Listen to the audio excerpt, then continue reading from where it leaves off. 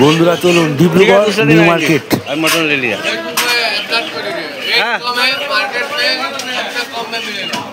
ठीक है बोल दीजिए सबसे कम में मिलेगा यहाँ पे आने से। कितना करके? 220 रुपये किलो। ठीक है आपका नाम बोल दीजिए। 130। ठीक है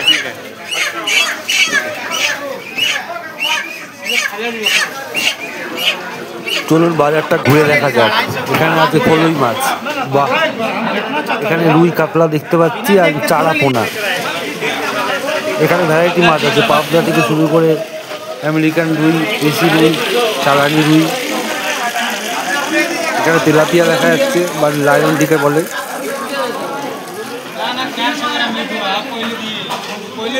এখানে পাবদা,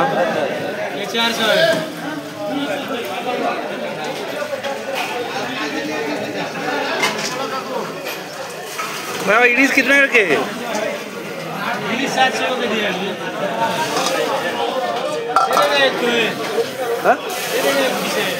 আর এখানে সেই কুচে মাছ, কুচিয়া খাইনি কখন এখান থেকে, কিন্তু খুব মানে স্বাস্থ্যকর।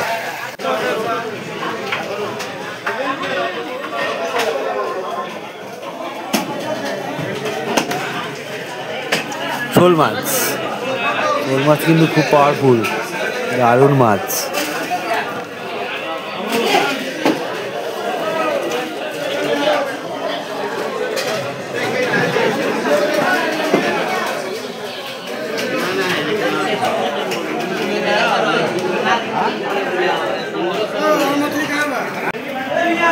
এখানে চিংড়ি মাছ 400 টাকা কেজি, মানে আজকে পাওয়া যাচ্ছে।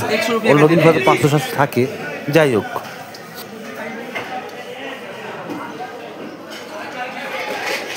सीधा ना।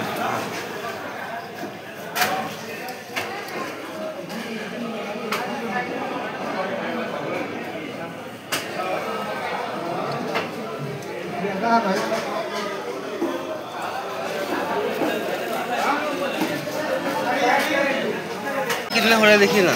350 ग्राम लिए और 350 ग्राम वजन क्या रहा अभी? अच्छा 30 से देखिए कितना हो रहा है, देखिए। अच्छा दिखा देगा, एक ही तो देखा है, एक तो। এখান থেকে একটু ইলিশ নিলাম, 700 টাকা করে কেজি, 350 গ্রাম। ভালো।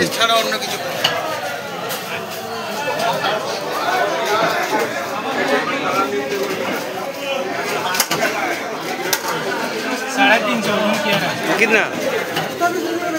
245 होता है, कम नहीं करेंगे? 240 दे दीजिए। বাকি বাজারটা একটু ঘুরে দেখিয়ে দিলাম কোথায় কি মাছ পাওয়া যাচ্ছে। মানুষের খুব ভিড় ছিল, সেই তুলনায় মাছ কিন্তু আজকে কম উঠেছে। ভিড় সানডের বাজার, আবার জামাই ষষ্ঠী, ভিড় প্রচুর, মাছ কম। বেরিয়ে কি আছে পাইস দেখে, মাছ সব নেবো না, সব নেওয়া হয়ে গেছে।